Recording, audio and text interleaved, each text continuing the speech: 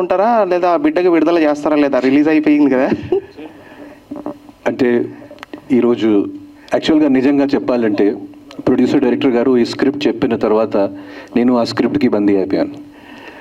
So but ఈ బందీ కట్టడం, ఈ బంధించడం ఇది మాత్రం ఈ ప్రెస్ కాన్ఫరెన్స్ వరకు. అది తర్వాత ఐ బి ఫ్రీ. అండ్ ఇది కూడా నేను కావాలని చేశాను, ఎందుకంటే ఇది నా సినిమా థీమ్. అండ్ ఇట్లాంటి సినిమాలకి కొంచెం డిఫరెంట్గా కూడా పబ్లిసిటీ చేయాలి, ఒక స్టేట్మెంట్ చేయాలి, అటెన్షన్ తీసుకురావాలి. అది కూడా ఒక పాజిటివ్ వేలో, నెగటివ్ వేలో ఏదో గొడవ చేసి నేను ఇది ఏమీ చేయలేదు. సో అందుకే. కానీ మీరు చెప్పినట్టు I will after 1 hour I will remove this. First of all congratulation Aditya గారు. ఎందుకంటే మీరు చేసిన సినిమాలన్నీ ఒక ఎత్తు అయితే బందీ సినిమా అనేది నెక్స్ట్ లెవెల్ మీ కెరియర్లో. ఇందులో చాలా హడల్స్ ఉన్నాయి. సో మీరు బాగా ఫేస్ చేసిన హడల్స్ ఏంటి? ఎందుకంటే మొత్తం కూడా ఫారెస్ట్లో ఉంటుంది షూట్ అనేది. ఎలాంటి ఇబ్బందులు పడ్డారు మీరు రియల్టీగా? సార్ నిజంగా చెప్పాలంటే మీరు నమ్ముతారా లేదా నాకు తెలియదు, బట్ ప్రతిరోజు మనం ప్రాణాలు రిస్క్లో పెట్టుకొని మేము షూటింగ్ చేశాను. అంటే ఆ అడవిలో ఉన్న విజువల్స్ చూస్తే మీకు అర్థమవుతుంది అక్కడ రీచ్ అవ్వడానికి ఎంత కష్టాలు, అక్కడ నడవాలంటే ఎంత కష్టాలు, అక్కడ పరిగెట్టుకుంటూ వెళ్ళాలంటే ఎంత కష్టాలు, అక్కడ అండర్ వాటర్ చేయాలంటే. ఇట్లాంటి చాలా సందర్భాలు జరిగింది. మేము tiger zone Jim Corbett national పార్క్కి వెళ్ళి కూడా షూటింగ్ చేశాను. ఆ షూటింగ్ స్పాట్లో ఫ్రెష్ టైగర్ పాజ్ చూశాను. అదే స్పాట్లో జస్ట్ ½ an hour ముందు ఒక టైగర్ వచ్చేసి వాటర్ కూడా తాగారు. అలాగే రంపచోడవరంలో నేను ఒక డ్రోన్ డైరెక్టర్ గారు ఒక డ్రోన్ షాట్ తీసినప్పుడు నేను కొండల పైన పరిగెట్టుకుంటూ వెళ్తున్నాను. ఆ టైంలో అందరూ చాలా నాతో దూరంగా ఉన్నారు, ఓన్లీ మాత్రం డ్రోన్ నా దగ్గర ఉంటుంది. సో అందరూ కింద ఉన్నారు, నేను కొండల పైన ఉన్నాను. సో ఆ టైంలో ఒక ప్యాక్ ఆఫ్ వైల్డ్ డాగ్స్ వాళ్ళు నా వెనకాల పడ్డారు. ఒక ప్యాక్ ఆఫ్ వైల్డ్ డాగ్స్ ఒక అడవిలో ఒక పర్సన్ వెనకాల పెడితే ఎలా అవుతుంది, అది it is very difficult to understand. కానీ జస్ట్ మాత్రం ఆ డ్రోన్ సౌండ్ వల్ల వాళ్ళు పారిపోయాడు. ఇంకా ఎన్నో ఒకసారి మనం షూటింగ్ చేసినప్పుడు ఒక 7-8 days తర్వాత షూటింగ్ చేసినప్పుడు కోతిలు వచ్చి మా హార్డ్ డిస్క్ బ్యాగ్ పట్టుకుని పారిపోయాడు. అర్థం చేసుకోండి సార్, అది 8 to 10 days. ఇది చెప్పాలంటే కామెడీ ఉంది, కానీ మా మీద జరిగిన ట్రాజెడీ. సో ఒక రోజు షూటింగ్ ఆపేసి మేము ఫారెస్ట్ డిపార్ట్మెంట్ వాళ్ళకి రిక్వెస్ట్ చేసి లక్కీగా మాకు మళ్ళీ ఆ బ్యాగ్ దొరికిందండి. ఇలాగే చాలా సందర్భాలు ఉన్నాయి. అంటే పాములు కనిపించడం 2-3 సారి. ఇంకా అక్కడ జంగల్లో షూటింగ్ ఉన్నప్పుడు లీచెస్ అంటారు కదా, 3 days వరకు, మధుగారు మీకు గుర్తుందా, 3 days వరకు ఆ లీచెస్ నా బాడీ మీద. అంటే నాకు డే అండ్ నైట్ షూటింగ్ నడుస్తుంది, నా బాడీలో లీచెస్ కూడా ఉన్నాయి, అది కూడా నాకు తెలియదు. సో నెక్స్ట్ డే ఇది నాకు చాలా ఇరిటేషన్ అవుతుంది. అట్లాంటివి చెప్పినప్పుడు కొంతమంది ఊర్లో, ఆ పల్లెటూరులో ఉన్న వాళ్ళు, ఆ ఆదివాసీలు వచ్చేసి, అరే భయ్యా మీ మీద ఈ లీచులు ఉన్నాయి, వాళ్ళు ఇది రక్తం అన్నీ తాగుతారు, సో ఇది తీయాలి ఇక్కడ నుంచి, ఇది నైఫ్తో కానీ, ఇది హాట్ నైఫ్తో. ఇట్లాంటి ఎన్నో సందర్భాలు ఉన్నాయి. So really it was great. But చెప్పేది ఏంటంటే అది కూడా తక్కువ స్ట్రగుల్స్.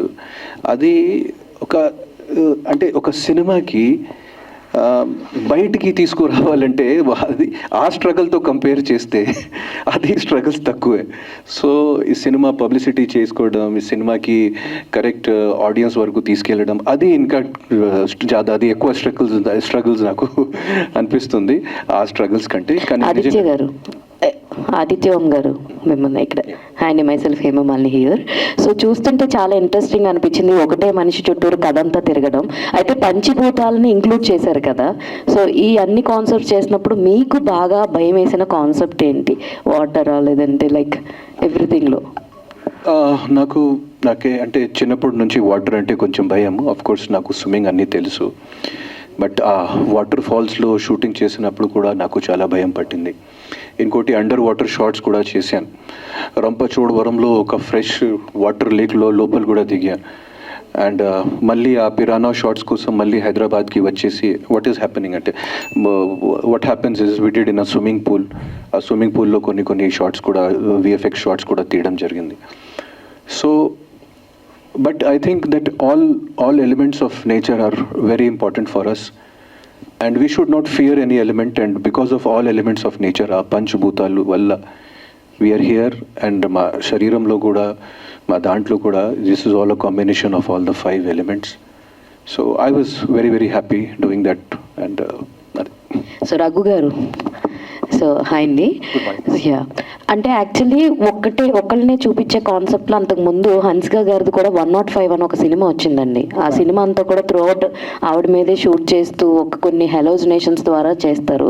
సో మీకు ఈ కాన్సెప్ట్ ఎందుకు ఇలాగే తీయాలి అని అనుకున్నారంటే, మేబీ మీరు అది చూసి ఉండకపోవచ్చు ఆ సినిమాని. సో ఇలాగే వెళ్తే ఆడియన్స్కి కనెక్ట్ అవుతుంది అని అనుకున్నారా ముందుగానే? మ్యామ్, ఈ కాన్సెప్ట్ ఏంటంటే లైక్ ఇట్స్ టోటల్ మనుషులు, ఎమోషన్స్, ప్రకృతి, మన జీవితాలు అంటే ప్రతి ఒక్కరికి కనెక్ట్ అయ్యేది. మిగతా సినిమాలు చాలా మంచి సినిమాలు వచ్చాయి మీరు చెప్పినట్టు, is wonderful movies. All are related to the specific zone, ఒక టైప్ ఆఫ్ సెట్ ఆఫ్ పీపుల్కి సెట్ అయ్యేది, ఒక ఎమోషన్, ఒక భయంలో. కానీ ఇది ప్రతి మనిషికి ఇంపార్టెంట్ అనే కాన్సెప్ట్, ప్రతి మనిషి ఇండైరెక్ట్గా కనెక్ట్ అయ్యే కాన్సెప్ట్. దాని కొరకు ఈ కాన్సెప్ట్ తీసుకోవాల్సి వచ్చింది. ప్రతి మనిషి జీవితంలో ఇది ఒక పార్ట్. ఆదిత్య గారు, సో హాయ్ సార్. హలో అండి. సో కంగ్రాట్స్, అండ్ చాలా బాగుంది అండ్ వన్ మ్యాన్ షో కనిపించింది. అండ్ ఆఫ్టర్ బిగ్ బాస్ మీరు అన్నారు 2.0 అని అన్నారు. ఏంటి మరి మాకు ఆఫ్టర్ బిగ్ బాస్ పెద్దగా ఆదిత్య ఓం ఇక్కడ కనిపించట్లేదు. సో ఏంటి, ఎలా ప్లాన్ చేసుకున్నారు? ఇని పెద్ద ప్రాజెక్టులు ఏమైనా వచ్చాయా? సో ఏంటి అంటే, ఇంకోటి ఏంటంటే బిగ్ బాస్కి వెళ్ళడం వల్ల ఏమైనా యూజ్ అయిందా మీకు? ఓకే, సో బిగ్ బాస్కి వెళ్ళిన తర్వాత ఇది నా సెకండ్ రిలీజ్. ఫస్ట్ ఆది పర్వం సినిమా మంచు లక్ష్మి గారితో ఆల్రెడీ వచ్చింది. ఇది నా సెకండ్ రిలీజ్. అండ్ 2.0 నేను చెప్పను, బికాజ్ ఐఎమ్ ద సేమ్. 2.0 చెప్పాలంటే ఇంకా 10 years తర్వాత. బట్ డెఫినెట్లీ బిగ్ బాస్ అనేది ప్లాట్ఫామ్ నాకు మంచి ఉపయోగం పడిందండి. ఎందుకంటే ఆదిత్యం ఎవరు 90s జనరేషన్కి 2000 జనరేషన్స్కి చాలా బాగా తెలుసు. బట్ ఈ కొత్త జనరేషన్కి వాళ్ళకి నా గురించి ఎంత పెద్దగా తెలియదు, ఎందుకంటే నా లాస్ట్ 10-12 yearsలో నా సినిమాలు పెద్దగా ఆడలేదు. సో వాళ్ళతో కనెక్ట్ అవ్వడానికి, ఒక కొత్త జనరేషన్తో నాకు నా సెల్ఫ్ ఇంట్రొడక్షన్ చేయడానికి నేను బిగ్ బాస్కి వెళ్ళాను. సో అది నాకు బాగా ప్లస్ అయింది. ఇంకోటి, ఆ బిగ్ బాస్ అనేది ప్లాట్ఫామ్కి ఎలా ఉపయోగం చేయాలి అది ప్రతి కంటెస్టెంట్కి నేను చాలా అది క్లియర్గా చెప్తున్నాను. They do not know. And ఒక cinema already I'm having a background in films, టాలీవుడ్లో కూడా బాలీవుడ్లో. So it has definitely become a plus for me. And ఈ సినిమా తర్వాత ఇమీడియట్లీ షణ్ముఖ అనే సినిమా కూడా వస్తుంది. దాంట్లో నేను ఒక నెగటివ్ క్యారెక్టర్ ప్లే చేస్తున్నాను. ఇమీడియట్లీ ఇది 21st release. Aadi Sai Kumar hero, Avika Gor heroine, నేను విలన్గా. నెక్స్ట్ ఇమీడియట్లీ ఇంకొక సినిమా నాది ఆల్రెడీ స్టార్ట్ అయింది. ఇది 2-3 ప్రాజెక్ట్స్ ఇంకా ఒప్పుకున్నాను. సో నేను అనుకున్న ప్రకారంగా బిగ్ బాస్ నాకు బాగా ప్లస్ అయింది. ఇంకొకసారి నాకు ఒక సెకండ్ రికగ్నిషన్ కూడా వచ్చింది. అండ్ డెఫినెట్లీ ఇట్లాంటి బందీలు లాంటి చాలా సినిమాలు చేయాలి, ఎందుకంటే ఇట్లాంటి సినిమాలు చేస్తూనే ఉండాలి. అప్పుడు మళ్ళీ ఒక బ్రాండింగ్ కానీ అది మళ్ళీ స్టార్ట్ అవుతుంది. Thank you. ఓకే అండి, బందీ టీం అందరికీ కూడా కంగ్రాచులేషన్స్.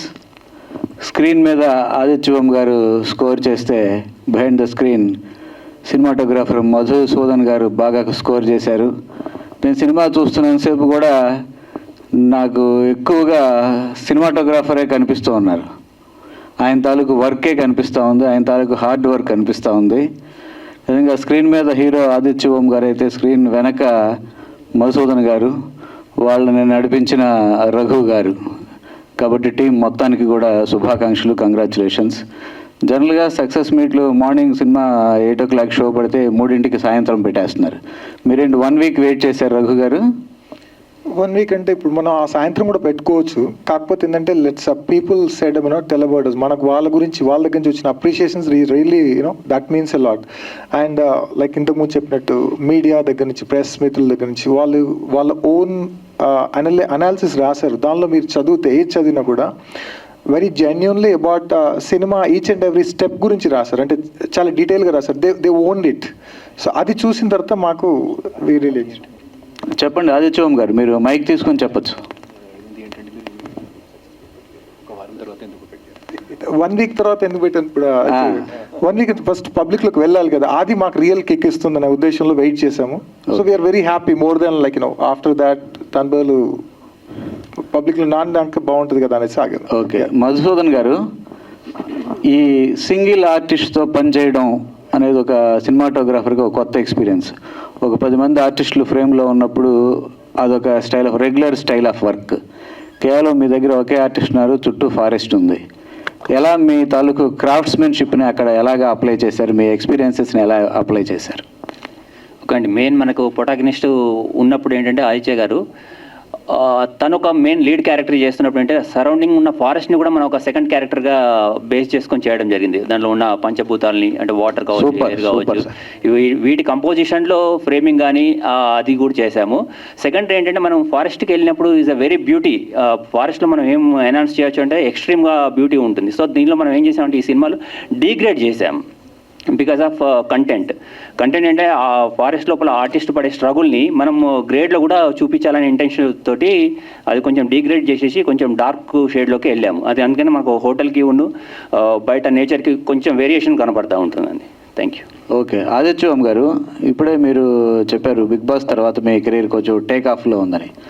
మీరు ఇటీవల ఒక స్టార్స్ సినిమాలో కూడా ఒక main negative role, villain role చేస్తున్నట్టుగా అక్కడక్కడ వినిపిస్తున్నాయి వార్తలు. ఇప్పుడు హీరో నుంచి ఒక మనం జగత్ బాబు గారి లాగానో, శ్రీకాంత్ గారి లాగానో మీరు ఒక మెయిన్ లీడ్లో నెగిటివ్ రోల్, మెయిన్ విలన్ క్యారెక్టర్స్లో కూడా టర్న్ అవుతున్నారు అన్న టాక్ ఒకటి వినిపిస్తూ ఉంది. మీ ఫర్దర్ స్టెప్స్ అలాగే ఉన్నాయా ఏంటి? అవునండి, ఎందుకంటే ఒక ఆర్టిస్ట్కి ఓన్లీ మాత్రం ఒక ఇమేజ్లోనే బందీ ఉండడం కరెక్ట్ కాదు. బందీ సినిమా చేయొచ్చు కానీ బందీగా ఉండకూడదు. సో అక్కడి నుంచి బయటికి రావాలి. ఇంకోటి, నా కెరియర్ ఈ స్టేజ్లో నాకు ఇంకా మంచి మంచి ఎక్స్పెరిమెంట్స్ చేయాలి.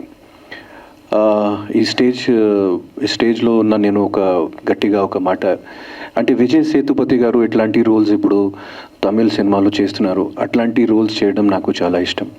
సో అట్లాంటి అవకాశాలు వస్తే I will try to do my best and I can do it. అది కూడా నాకు నమ్మకం ఉంది నా అబిలిటీస్ మీద.